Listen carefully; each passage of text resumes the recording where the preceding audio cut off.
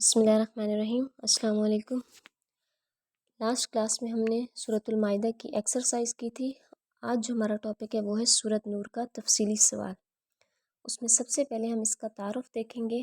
تعارف میں پہلا جو پوائنٹ ہمارا ہوتا ہے وہ ہے اس کی ترتیب، یعنی ترتیب کے اعتبار سے یہ کون سی سورت ہے۔ تو اگر ہم ترتیب کے اعتبار سے دیکھیں تو قرآن مجید کی یہ 24ویں سورت ہے اور قرآن مجید کے 18ویں پارے میں موجود ہے، اور اس سورت میں کل 64 آیات اور 9 رکوع ہیں۔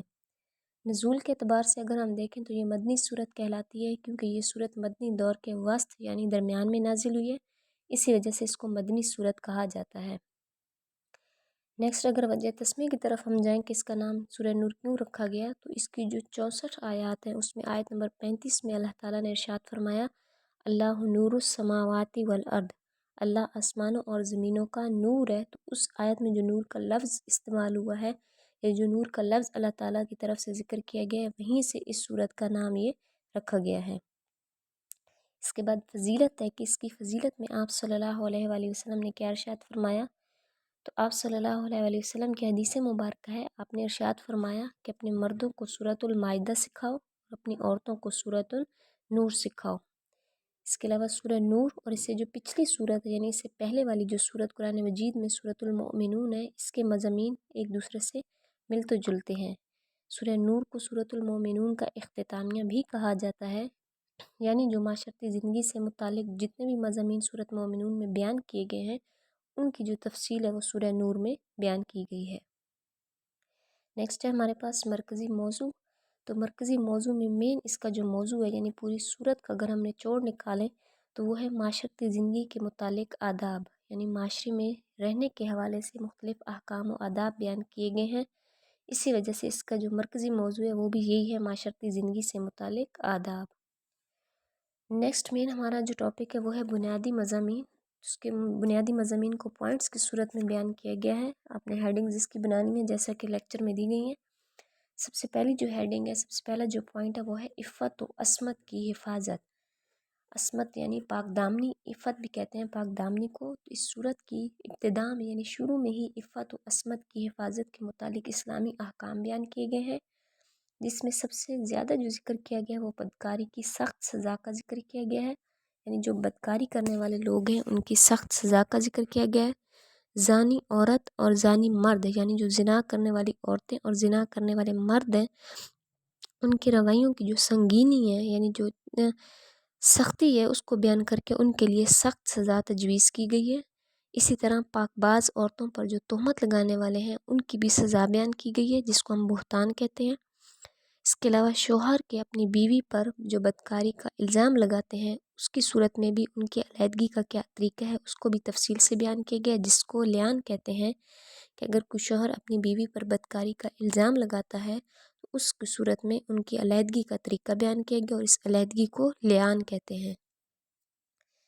نیکسٹ ہے ہمارے پاس حضرت عائشہ رضی اللہ تعالیٰ عنہ کی برات یعنی پاک دامنی کا ذکر۔ تو اس صورت میں حضرت عائشہ صدیقہ رضی اللہ تعالیٰ عنہ کی برات اور پاک دامنی کا بھی ذکر کیا گیا ہے۔ یہ وہ ہستی ہیں کہ جن کی برات اور پاک دامنی کا ذکر اللہ رب العزت نے قرآن مجید میں بیان کیا ہے، جس کو واقع افق سے تعبیر کیا جاتا ہے۔ اس کے بعد ہے معاشرتی آداب و احکام۔ مختلف قسم کے معاشرتی آداب و احکام بیان کیے گئے ہیں کہ معاشرے میں رہتے ہوئے انسان کو کن کن آداب کا، کن کن احکام کا خیال رکھنا ہے۔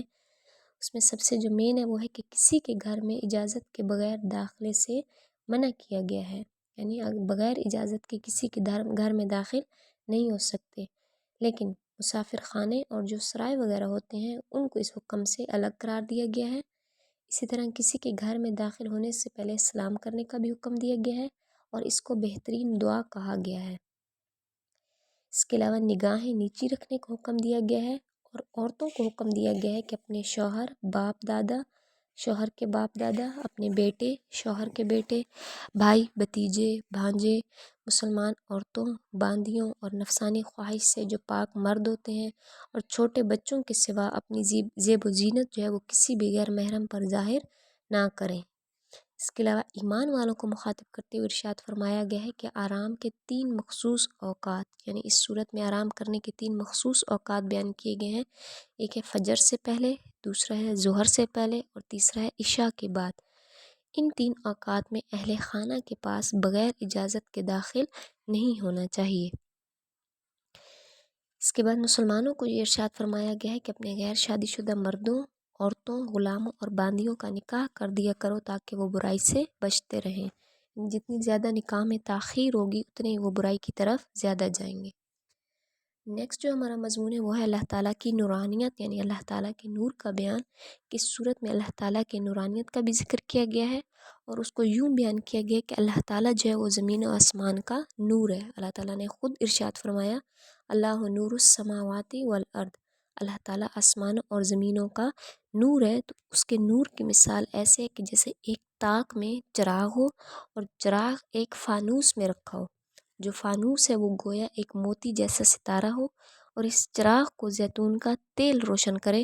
تو نورانیت کا یہ عالم ہے کہ بغیر شعلے کے خود ہی روشن ہو جائے، یعنی نور ہی نور ہے، نور علی نور، یعنی نور ہی نور ہے۔ اس کے بعد مسلمانوں اور کافروں کی مثال بیان کی گئی ہے کہ مسلمان جو ہے وہ اللہ تعالیٰ کے ذکر سے غافل نہیں ہوتے اور قیامت کے دن کا خوف رکھتے ہیں کہ انہیں ان کے اعمال کا پورا پورا بدلہ دیا جائے گا، جبکہ جو کافروں کے اعمال ہیں وہ گویا سراب کے مانند ہیں۔ سراب کے دور سے ایسے محسوس ہوتا ہے کہ پانی ہے، لیکن قریب جب انسان جاتا ہے تو وہ کچھ بھی نہیں ہوتا۔ اس کے علاوہ مومنین اور منافقین کا جو طرز عمل ہے، یعنی ان کا جو طریقہ ہے، اس کا بھی ذکر کیا گیا ہے۔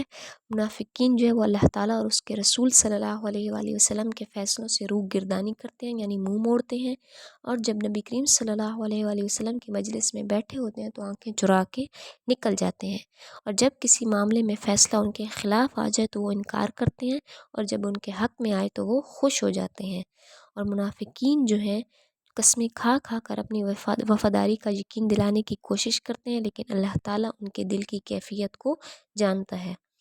دنیا اور آخرت کی کامیابی انہی لوگوں کے لیے ہے جو اللہ تعالیٰ اور اس کے رسول کی اطاعت کرتے ہیں، اور جو روح گردانی کرنے والے ہیں، یعنی جو منافقین ہیں یا منہ پھیرنے والے ہیں، ان کے لیے جہنم کا عذاب ہے۔ سب سے لاسٹ میں اہل ایمان کا طرز عمل بتایا گیا ہے کہ سورہ نور میں اہل ایمان کا یہ طرز عمل بتایا گیا ہے کہ وہ اللہ تعالیٰ اور اس کے رسول صلی اللہ علیہ وآلہ وسلم کے فیصلوں کو دل سے تسلیم کرتے ہیں، مجلس کے آداب کا بھی خیال رکھتے ہیں، اور آپ صلی اللہ علیہ وآلہ وسلم کا دل و جان سے احترام کرتے ہیں، اور آپ صلی اللہ علیہ وآلہ وسلم کو آپس میں اس طرح نہیں بلاتے جس طرح آپس میں ایک دوسرے کو بلاتے ہیں، یعنی ان کے مقام و مرتبے کا، ان کے ادب و احترام کا وہ خیال رکھتے ہیں۔ یہ تھا ہمارا آج کا لانگ کویسچن، اس کو آپ لوگوں نے پریپیئر کرنا ہے۔ نیکسٹ کلاس میں ہم انشاءاللہ سورہ نور کی آیات کریں گے۔ Thank you.